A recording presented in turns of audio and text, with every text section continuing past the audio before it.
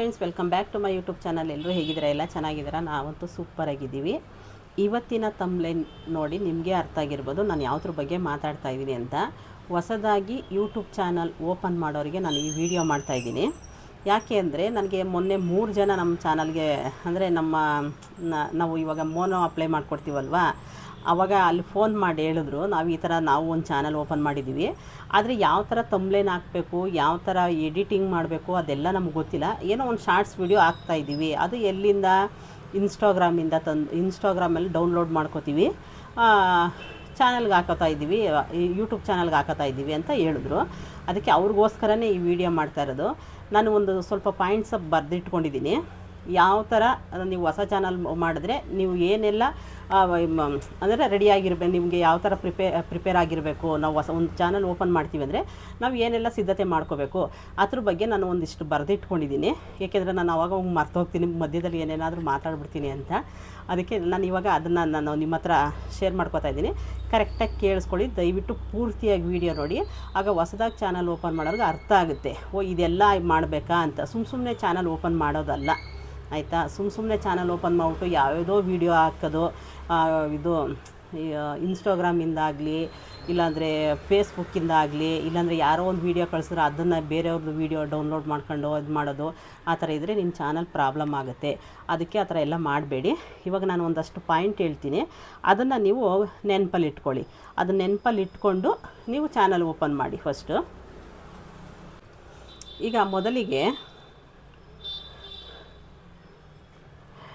Gmail Google account ಚಾನಲ್ಗೆ ಬಳಸಲು Google account ಸಿದ್ಧವಾಗಿರಲಿ.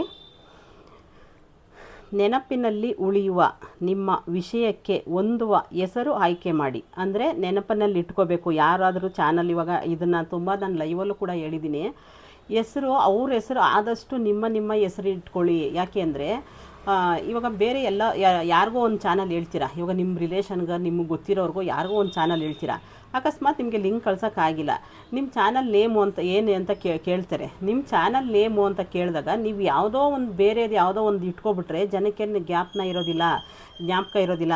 ಅದೇ ನಿಮ್ಮ ಮನೆಯವ್ರ ಹೆಸರು, ನಿಮ್ಮ ಹೆಸರು ಆದಷ್ಟು ನಿಮ್ಮ ಹೆಸರಿನಲ್ಲೇ ಇಟ್ಕೊಂಡು ಚಾನಲ್ ಓಪನ್ ಮಾಡಿ. ಆವಾಗ ಈಸಿ ಆಗುತ್ತೆ. ಬೇರೆಯವರು ಅವಾಗ ಅದು ಹುಡುಕಿದ ತಕ್ಷಣ ಇದು ಯಾವುದು ಯೂಟ್ಯೂಬಲ್ಲಿ ಸರ್ಚ್ ಮಾಡಿದ ತಕ್ಷಣ ಆ ಹೆಸರು ಸಿಗಬೇಕು.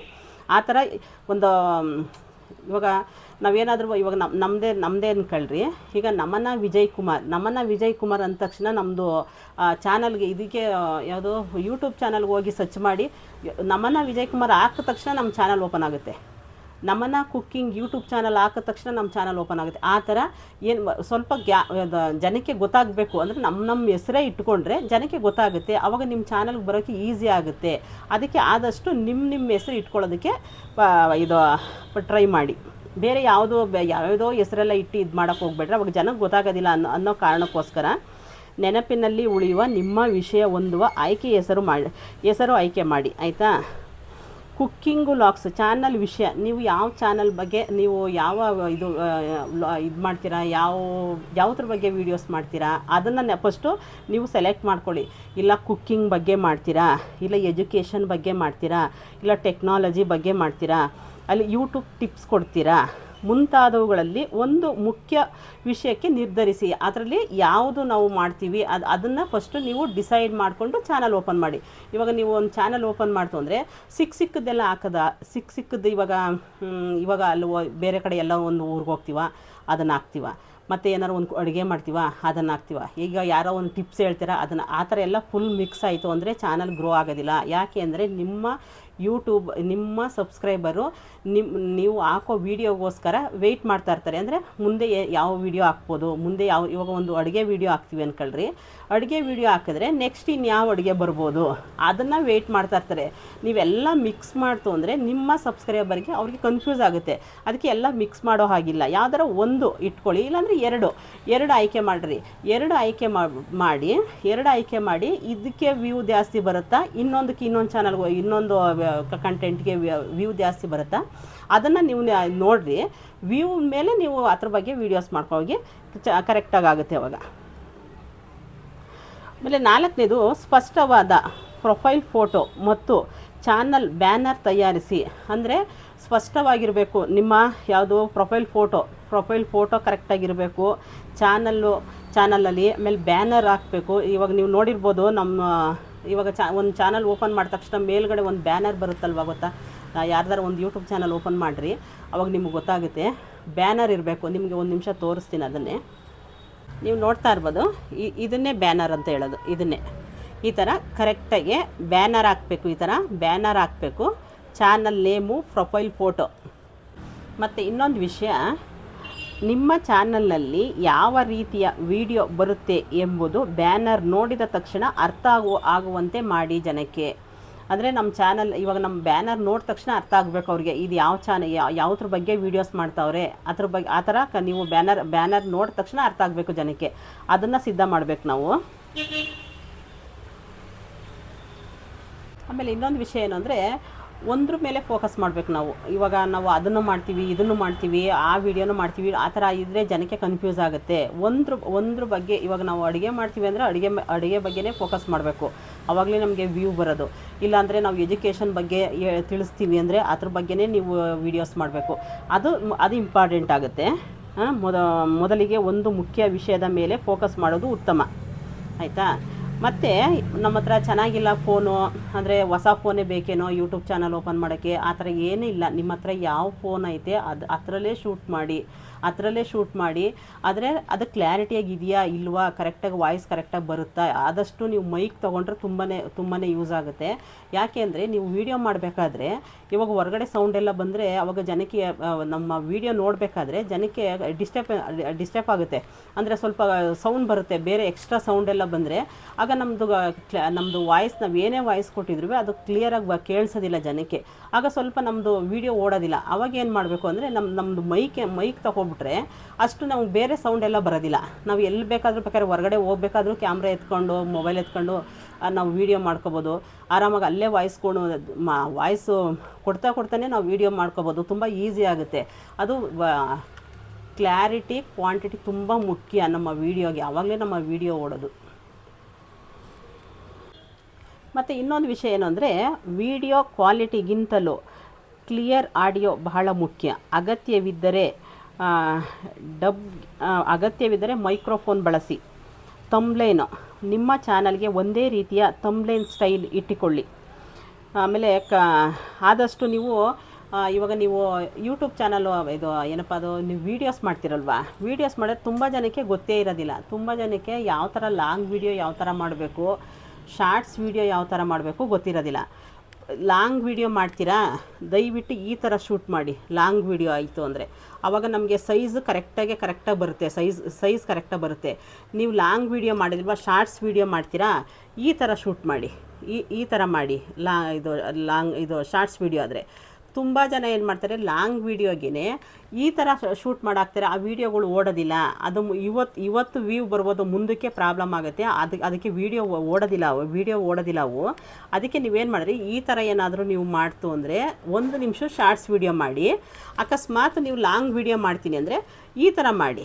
ಲಾಂಗ್ ವೀಡಿಯೋಗೆ ನೀವು ಎಷ್ಟು ನಿಮಿಷ ಬೇಕಾದರೂ ಲಾಂಗ್ ವೀಡಿಯೋ ಮಾಡ್ಬೋದು. ಎಷ್ಟು ನಿಮಿಷ ಅಂದರೆ ಒಂದು ಅರ್ಧ ಗಂಟೆ ಮೇಲೆಲ್ಲ ಮಾಡೋಕ್ಕೆ ಹೋಗಬೇಡ್ರಿ. ಅರ್ಧ ಗಂಟೆ ಮೇಲೆ ಮಾಡಿದ್ರೆ ಜನ ನೋಡಬೇಕಲ್ವ. ಅರ್ಧ ಗಂಟೆ ಫ್ರೀಯಾಗಿ ಅವ್ರ ಕೆಲಸ ಮಾಡೋದು ಬಿಟ್ಬಿಟ್ಟು ನಮ್ಮ ವೀಡಿಯೋ ನೋಡಬೇಕಲ್ವ. ಆದಷ್ಟು ಒಂದು 10ರಿಂದ 15 ನಿಮಿಷ, 20 ನಿಮಿಷ ಅಷ್ಟು ಒಳಗಡೆ ಮುಗಿಸೋದು ಪ್ರಯತ್ನ ಪಡಿ. ಆದಷ್ಟು ಚಿಕ್ಕ ವೀಡಿಯೋ ಮಾಡಿ. ಜಾಸ್ತಿ ಲಾಂಗ್ ವೀಡಿಯೋ ಆಯಿತು ಅಂದರೆ 20 ನಿಮಿಷ, 25 ನಿಮಿಷ, 30 ನಿಮಿಷ ಆದರೆ ಅದನ್ನು ಡಬಲ್ ಮಾಡಿರಿ. ಪಾರ್ಟ್ 1 ಪಾರ್ಟ್ 2 ಮಾಡಿರಿ. ಅದು ಇವಾಗ ಒಂದು ವಿಷಯದ ಬಗ್ಗೆ ನಾವು ಮಾಡಬೇಕು. ಅದು ಒಂದು ಮುಕ್ಕಾಲು ಅವರ್ ಆಗುತ್ತೆ, ಆಯಿತಾ? ಮುಕ್ಕಾಲು ಅವರ್ ಆಯಿತು ಅಂದರೆ ಮುಕ್ಕಾಲು ಅವರ್ ನೋಡಬೇಕಲ್ಲ ಜನ, ನಮ್ಮ ವೀಡಿಯೋ ನೋಡಬೇಕಲ್ಲ. ಆವಾಗ ನಮಗೆ ಅಡ್ವರ್ಟೈಸ್ಮೆಂಟು, ಇವಾಗ ನಿಮ್ಮ ಮೋನೋ ಆದಮೇಲೆ ಅಡ್ವರ್ಟೈಸ್ಮೆಂಟು ತುಂಬ ಚೆನ್ನಾಗಿ ಬರುತ್ತೆ. ನಾವು ಆದಷ್ಟು ಲಾಂಗ್ ವೀಡಿಯೋ ಮಾಡ್ತು ಅಂದರೆ ಒಂದು ಮುಕ್ಕಾಲು ಅವರು ಏನಾದರೂ ನಾವು ವೀಡಿಯೋಸ್ ಮಾಡ್ತು ಅಂದರೆ ಒಂದು 5-6 ಸಲನಾರು ನಮಗೆ ಇದು ಬರುತ್ತೆ, ಅಡ್ವರ್ಟೈಸ್ಮೆಂಟ್ ಬರುತ್ತೆ. ಅಡ್ವರ್ಟೈಸ್ಮೆಂಟ್ ಬಂದ್ರೇ ನಮಗೆ ಡಾಲರ್ಸ್ ಬರೋದು. ಆದರೆ ನಮಗೆ ಅಷ್ಟು ಅಡ್ವರ್ಟೈಸ್ಮೆಂಟ್ ಬರುತ್ತೆ ಅಂದ್ಬಿಟ್ಟು ನಾವು ಜಾಸ್ತಿ ಲಾಂಗ್ ಎಳೆದುಬಿಟ್ರೆ ವೀಡಿಯೋನ ಜನ ನೋಡೋದಿಲ್ಲ. ಅದಕ್ಕೇನು ಮಾಡಿ, ಪಾರ್ಟ್ 1 ಪಾರ್ಟ್ 2 ಮಾಡಿರಿ. ಆವಾಗ ನಿಮಗೆ ಎರಡು ನಮಗೆ ಅಡ್ಜಸ್ಟ್ ಆಗುತ್ತೆ. ಬೇಕಿದ್ರೆ ಪಾರ್ಟ್ 1 ನೋಡ್ತಾರೆ, ಬೇಕಿದ್ರೆ ಇನ್ನೊಂದು ಪಾರ್ಟ್ ಅದ್ರ ಮುಂದಕ್ಕೆ ಏನು ಆಗ್ಬೋದು ಅಂತ ಪಾರ್ಟ್ 2 ಬೇಕಿದ್ರೆ ನೋಡ್ತಾರೆ. ಆ ಥರ ಮಾಡಿ ಹೊಸಬ್ರು. ಆಮೇಲೆ ಇನ್ನೊಂದು ವಿಷಯ ನೆನಪಲ್ಲಿ ಇಟ್ಕೊಳ್ಳಿ, ಹೊಸ್ದಾಗಿ ಚಾನಲ್ ಓಪನ್ ಮಾಡೋರು ಆದಷ್ಟು ಒಂದು ಸ್ಟ್ಯಾಂಡ್ ತಗೊಂಡು ವೀಡಿಯೋ ಶೂಟ್ ಮಾಡಿ. ಒಂದು ಸ್ಟ್ಯಾಂಡ್ ಮೇಲೆ ಇಡ್ರಿ. ತುಂಬ ಜನನು ವೀಡಿಯೋ ನಾವು ನೋಡ್ತೀವಲ್ವಾ, ಎಷ್ಟು ಇದು ಶೇಕ್ ಮಾಡ್ತಾರೆ ವೀಡಿಯೋನ, ಅಂದರೆ ಆ ಥರ ಇದ್ದರೆ ವೀಡಿಯೋ ಓಡೋದಿಲ್ಲ. ಯಾಕೆ ಅಂದರೆ ನಾನು ಅದೇ ಥರ ಮಾಡ್ತಾಯಿದ್ದೀನಿ. ಏನಕ್ಕೆ ಅಂದರೆ ನಮಗೆ ಅಷ್ಟು ನನಗೆ ಬಟ್ ಇದಿಟ್ಟು ಸ್ಟ್ಯಾಂಡ್ ಇಟ್ಟು ನಮಗೆ ಮಾಡೋಕ್ಕೆ ನಮಗೆ ಟೈಮ್ ಇಲ್ಲ. ಯಾಕೆ ಅಂದರೆ ನಾನು ಬೇರೆ ಮನೇಲಿ ನಾನು ವೀಡಿಯೋ ಶೂಟ್ ಮಾಡೋದು. ನಮ್ಮ ಮನೇಲಿ ನಾನು ಮಾಡೋಕ್ಕೆ ಹೋಗೋದಿಲ್ಲ, ಯಾವತ್ತೋ ಅಪ್ರೂಪಕ್ಕೆ ಮಾಡ್ತೀನಿ ಅಷ್ಟೇ. ನಮ್ಮ ಮನೇಲಿ ಮಾಡಿದಾಗ ನಾನು ಸ್ಟ್ಯಾಂಡ್ ಮೇಲೆ ಇಡೋದು. ಬೇರೆ ಮನೆಯಲ್ಲಿ ಅವ್ರಿಗೆ ಗೊತ್ತಿಲ್ಲದೇ ನಾನು ವೀಡಿಯೋ ಮಾಡ್ಕೊಳ್ಳೋದು ಅಷ್ಟೇ. ಅವ್ರಿಗೆ ಗೊತ್ತಿರೋದಿಲ್ಲ ನಾನು ವೀಡಿಯೋ ಮಾಡ್ತಾಯಿದ್ದೀನಿ ಅಂತ, ಅವ್ರಿಗೆ ಗೊತ್ತಿರೋದಿಲ್ಲ. ಅದಕ್ಕೋಸ್ಕರ ನಾನು ಮಾಡಬೇಕಾದ್ರೂ ವೀಡಿಯೋ ಶೇಕ್ ಆಗುತ್ತೆ. ದಯವಿಟ್ಟು ನೀವು ಆ ಥರ ಮಾಡೋಕ್ಕೆ ಹೋಗಬೇಡಿ. ಆ ಥರ ಮಾಡಿದ್ರೆ ಜನಕ್ಕೆ ಸ್ವಲ್ಪ ಇದಾಗುತ್ತೆ, ವ್ಯೂ ನಮಗೆ ಕಡಿಮೆ ಆಗುತ್ತೆ. ವ್ಯೂ ಅಂದರೆ ಜನ ನೋಡೋದಿಲ್ಲ, ಓಪನ್ ಮಾಡೋದಿಲ್ಲ, ಅಯ್ಯೋ ಇದು ಈ ಥರ ಶೇಕ್ ಆಗ್ತಾಯಿದೆ ಅಂತ. ಆದರೆ ವಾಯ್ಸ್ ಎಲ್ಲ ನಾವು ಮೈಕಿಂದನೇ ಮನೇಲಿ ಬಂದೇ ನಾವು ವಾಯ್ಸ್ ಎಲ್ಲ ಕರೆಕ್ಟಾಗಿ ಕೊಡ್ತೀನಿ. ಆದರೆ ನಾವು ವೀಡಿಯೋ ಮಾಡಬೇಕಾದ್ರೆ ನಾವು ಬೇರೆ ಮನೇಲಿ ಮಾಡ್ತೀವಲ್ವ, ಅವರು ಆ ಕಡೆ ಈ ಕಡೆ ಹೋದಾಗಲೇ ನಾನು ವೀಡಿಯೋ ಶೂಟ್ ಮಾಡ್ಕೊಬಿಡ್ತೀನಿ. ಅದನ್ನು ತಂದು ನಾನು ವೀಡಿಯೋ ಅಪ್ಲೋಡ್ ಮಾಡ್ತೀನಿ. ನಾನು ಇವಾಗ ಕೆಲಸದಲ್ಲಿ ಬ್ಯುಸಿ ಇರ್ತೀವಲ್ವ, ಅದಕ್ಕೋಸ್ಕರ ನಾವು ಫ್ರೀ ಆದಮೇಲೆ ಬೇಕಿದ್ರೆ ನಮ್ಮ ಮನೇಲೇ ಇರ್ತೀವಲ್ಲ, ಆವಾಗ ನಾವು ಸ್ಟ್ಯಾಂಡ್ ಮೇಲೆ ಇಟ್ಕೊಂಡು ನಮ್ಮ ವೀಡಿಯೋ ಮಾಡಿದ್ರೂ ಸ್ವಲ್ಪ ವ್ಯೂ ಬರುತ್ತೆ. ಇವಾಗ ನಮಗೆ ಅರ್ಜೆಂಟ್ ಇದೆ ನಮಗೆ, ಯಾಕೆಂದರೆ ಅಷ್ಟು ಕೆಲಸ ಮಾಡ್ಕೊಂಡು ವೀಡಿಯೋ ಮಾಡೋಕ್ಕೆ 3 ಚಾನಲ್ಗೂ ನಾನು ಮೇಂಟೈನ್ ಮಾಡೋಕ್ಕೆ ಕಷ್ಟ ಆಗ್ತಾಯಿದೆ. ಅದಕ್ಕೋಸ್ಕರ ನಮ್ದು ಆ ಥರ ಇದೆ. ನೀವು ಆ ಥರ ಮಾಡೋಕ್ಕೆ ಹೋಗ್ಬೇಡ್ರಿ. ಒಂದು ಸ್ಟ್ಯಾಂಡ್ ಇಟ್ಕೊಳ್ರಿ. ಸ್ಟ್ಯಾಂಡ್ ಇಟ್ಕೊಂಡು ನೀವೇನು ಮಾಡ್ತಾಯಿದ್ದೀರಾ ಅದನ್ನು ಕರೆಕ್ಟಾಗಿ ಫೋಕಸ್ ಮಾಡಿ, ಕ್ಯಾಮ್ರಾಗೆ ಕರೆಕ್ಟಾಗಿ. ಆಮೇಲೆ ಕ್ಯಾಮ್ರಾಗೆ ಫೋಕಸ್ ಮಾಡಿಬಿಟ್ಟು ಅಲ್ಲಿ ಕರೆಕ್ಟಾಗಿ ನೀವು ನೋಡಿ ಕರೆಕ್ಟಾಗಿ ಬರ್ತಾ ಇದೆಯಾ ಇಲ್ವಾ ಅದನ್ನು ಚೆಕ್ ಮಾಡ್ಕೊಳ್ಳಿ. ಫಸ್ಟು ನೀವು ಅದನ್ನು ಚೆಕ್ ಮಾಡಿ ವೀಡಿಯೋ ಶೂಟ್ ಮಾಡಿ, ಆವಾಗ ವ್ಯೂ ಬಂದೇ ಬರುತ್ತೆ. ಆಮೇಲೆ ಹೊಸ್ದಾಗಿ ಮಾಡಿದ ತಕ್ಷಣ ನಿಮಗೆ ಪೇಮೆಂಟ್ ಎಲ್ಲ ಬರೋದಿಲ್ಲ. ಅದು 4,000 ವಾಚ್ ಅವರು 1,000 ಸಬ್ಸ್ಕ್ರೈಬರ್ ಆದಮೇಲೆ ನಿಮಗೆ ಅರ್ನಿಂಗ್ ಸ್ಟಾರ್ಟ್ ಆಗೋದು. ಆಮೇಲೆ ಯಾವ್ಯಾವುದೋ ತಂದು ವೀಡಿಯೋಸ್ ಎಲ್ಲ ನೀವು ಚಾನಲ್ಗೆ ಹಾಕೋಬೇಡ್ರಿ, ಮುಂದಕ್ಕೆ ತುಂಬ ಪ್ರಾಬ್ಲಮ್ ಆಗುತ್ತೆ. ಮೋನೋ ಆದಮೇಲೆ ಚಾನಲ್ ಪ್ರಾಬ್ಲಮ್ ಆಗುತ್ತೆ. ಏನೇ ಮಾಡಿದ್ರೂ ನಿಮ್ಮ ಸ್ವಂತ ಕಂಟೆಂಟ್ ಇರಲಿ, ಅದ್ರ ಬಗ್ಗೆ ಫೋಕಸ್ ಮಾಡಿ. ನಿಜವಾಗ ವ್ಯೂ ಬಂದೇ ಬರುತ್ತೆ. ಇವತ್ತಿಲ್ಲ ನಾಳೆ, ಇವತ್ತು ಒಂದು 10 ವ್ಯೂ 10-20 ಆ ಥರ ಬರ್ಬೋದು. ಮುಂದೆ ಹೋಗ್ತಾ ಖಂಡಿತ ವ್ಯೂ ಕೊಡ್ತಾರೆ. ಯಾರು ನಿರಾಸೆ ಆಗಬೇಡಿ. ಅಯ್ಯೋ ಎಷ್ಟೇ ವೀಡಿಯೋ ಮಾಡಿದ್ರೂ ನಮ್ಮ ಚಾನಲ್ಗೆ ಇದು ಬರೋದಿಲ್ಲ, ವ್ಯೂ ಬರೋದಿಲ್ಲ, ಏನು ಮಾಡೋದು ಅಂತ. ಇವತ್ತಿಲ್ಲ ನಾಳೆ ಬಂದೇ ಬರುತ್ತೆ.